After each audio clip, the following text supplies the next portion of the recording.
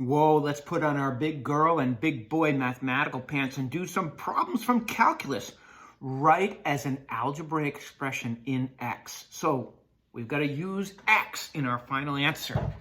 Again, let's work inside out. Inverse cosine of 3x. BT dubs, this must be a ratio. Why? Because we're looking for an angle. The ratio is 3x over 1. And I do know something about cosine. Cosine is ka. The ratio they've given me is adjacent over hypotenuse. What do I do now? Why not look at it on the graph? Inverse cosine has restrictions.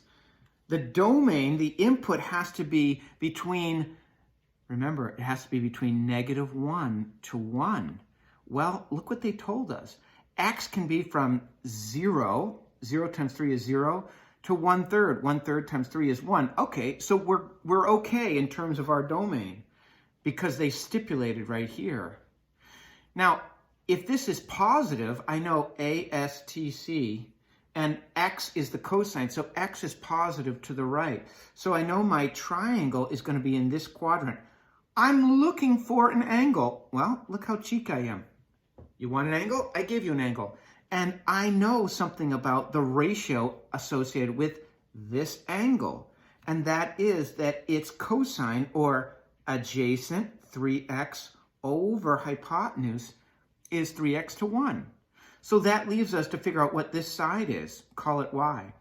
3x squared plus y squared equals 1. Notice y is going to be positive because we're going up in the first quadrant. So this is 9x squared. 3x times 3x is 9x squared plus y squared equals 1. Well, that's 1 squared, right? So that's 1. So y squared is equal to 1 minus 9x squared. So y is equal to plus or minus the square root of 1 minus 9x squared.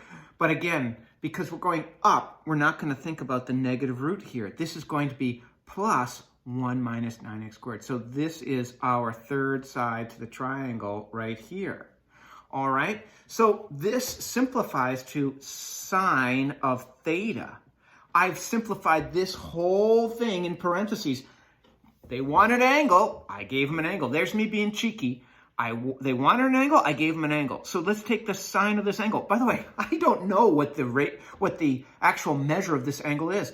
I don't even have to know, because what I'm going to do to that angle is I'm going to take sine of that angle. And sine of this angle, if I could put my black eyeballs looking through that angle, is opposite over hypotenuse, which will be the square root of 1 minus 9x squared over 1. And so there is my answer. Now, do I really have to put it over 1? No, I could just leave it how it was.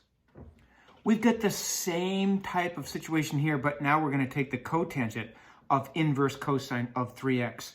So for reasons we talked about before, we're looking for an angle. So this must be a ratio. And what's the ratio with cosine? Of course, that's cosine is adjacent over hypotenuse. And as we did before, we said cosine has a dark side of the moon, and the output, or the angle, will be from 0 to pi. And because if we put these numbers here, we get a positive value that's going to be in this quadrant. And we said that this was 3x and this was 1. And when we did the Pythagorean theorem, we got 1 minus 9x squared. So here was our angle. And we said, all right, you want us to find the angle? Well, everything in this parentheses is the angle. So this becomes cotangent of this angle. And cotangent is adjacent over opposite. So our answer here, if we're looking with our blue eyeballs put through that angle, this from that perspective is adjacent. So it'll be 3x over, our opposite was 1 minus 9x squared. Now, if you want to take the time, you certainly could rationalize that. I'm just going to leave it how it is for right now.